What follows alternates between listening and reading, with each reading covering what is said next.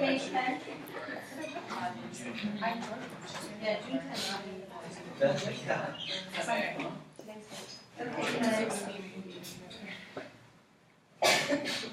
Water scarcity will always be an issue in this country, so it's important that we understand how it works, especially in our own state.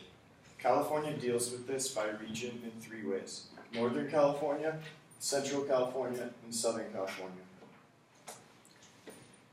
Northern California is home of the California State Water Project of 1960.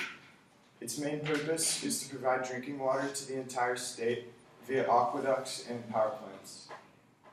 Not only is it the largest consumer of power in the state, but it's the largest public water utility in the world. But where does all the water go?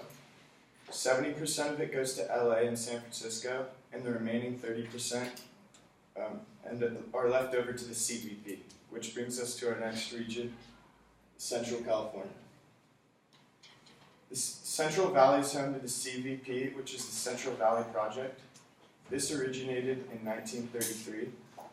Back during its original founding, its main purpose was solely to keep the irrigation for the farmers in the farmland of Central California. And actually, it's changed a little bit so far. Now the CVP is designed for storage and regulation of water in the reservoirs available to them. But even though it has changed since then, they still keep some of the same ideals. In fact, the CVP supplies more than half of its water still to agriculture.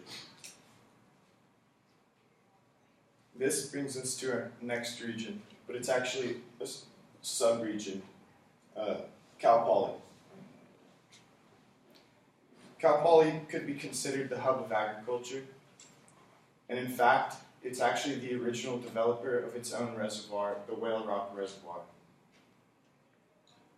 Cal Poly owns 34%, so basically a third of the rights to this reservoir, and the other 66% is owned by the city and the state. But a fun fact about Cal Poly is they don't actually pay the state for water. They just pay a small fee to the city for transportation and maintenance of this water that's available to them. Furthermore, Cal Poly has access to a lot of local groundwater and surface water. They also are free to use this at their discretion, which you could assume is used for agriculture as well. This brings us to our final region of Southern California. Basically, from my research, I found out that Southern California is screwed. They're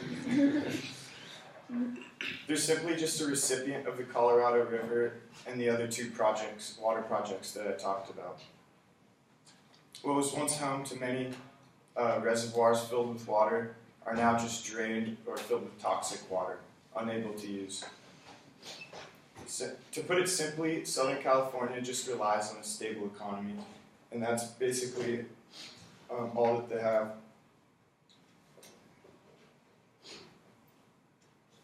And that's all I have to say about water in California. Thank you.